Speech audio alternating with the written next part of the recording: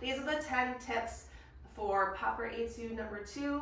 Hi, I'm Jeanette Stenson, jscellist.com. I am a cellist, cello teacher, and audition coach, and a special shout out for Texan cellists that are working on TMEA, All-State, and Region Orchestra auditions. This one's for you, as this one is one of the required etudes on the audition requirements. First tip, practice your G major, G minor, scales and arpeggios, and I would add in the thirds and sixths double stops in those keys as well. This is just going to set your intonation and your hand shape and give you a really good head start. Tip number 2, bow distribution. It's really important in this piece with all the long held bows. First, you need flat hair. This is going to give you the most legato in those held bows. Secondly, you need a straight contact point. Make sure you're parallel to the bridge the whole time. Thirdly, make sure you're saving your bow exponentially and not equally. So we have if you're splitting it into 4 beats, we want first beat here, second beat here, third beat, and then fourth beat. This is going to be the best way to save your bow for those long notes. Tip number 3, legato blowing. Make sure you're not putting any portato and portamento in the bow, so it's not. We would want legato instead. It's really tempting when we have a lot of 16th notes in one bow, in one slur, to add a little portamento with our right hand, and we don't want that. Tip number 4, map out your shifts. So what I mean is we have our left hand, our right hand, and we have to coordinate. Is it going to be an old finger or new finger shift, or an old bow, new bow shift? So what I mean, if we're going C to C on the A string, it would be new finger, we would slide on the third finger, or old finger, you would slide on the second finger. Something like that. And new bow would mean you would move and shift after you change bows. Or old bow,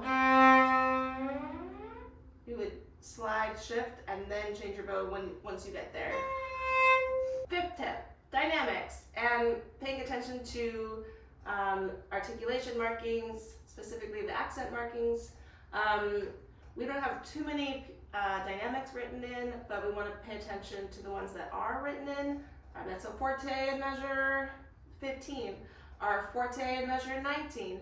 Make sure you do a large contrast between measure 23 and 24, and make sure we're ending pianissimo. It might feel good to end loud, like yes, I've arrived, but this one ends soft, so you want to die away slowly.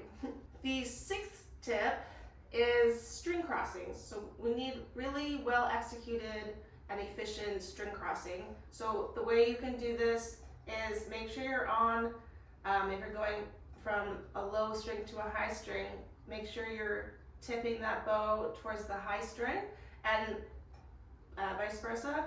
If you're going to the lower string, make sure you're already on the low side of that upper string so we can cross efficiently. We want to move as little as possible. And how we practice this is I would add an accent on each string crossing. So this would be particularly useful in measure 26, for instance. Tip number 7, hand shape. Make sure you have a curved and efficient hand shape throughout, especially in measure 31. We're going to want curvy fingers for that fast G major scale down. The 8th tip is thumb position, and making sure we have a strong thumb position hand shape. So this includes curvy first finger especially, and a flat thumb all the way across the D and the A string. This is going to be well organized for us. Particularly, I would look at measure 9 and that long shift, making sure that thumb is coming down and that first finger is curved and almost on the side of the A string. Tip number 9, tempo. They recommend 67 to 82 as a range. I prefer 82 on the faster side, but it would be perfectly acceptable to play it on the slower side. You know, that would make the left hand easier going slower, but it's going to be easier to do those long slurs if it's a little faster. So find a good balance. And it might take some experimentation. Last tip is I would practice this whole etude with rhythms. Meaning you can do short, long, or long, short, at a slow tempo and at tempo. So it would be, or, and then at tempo a little faster, or,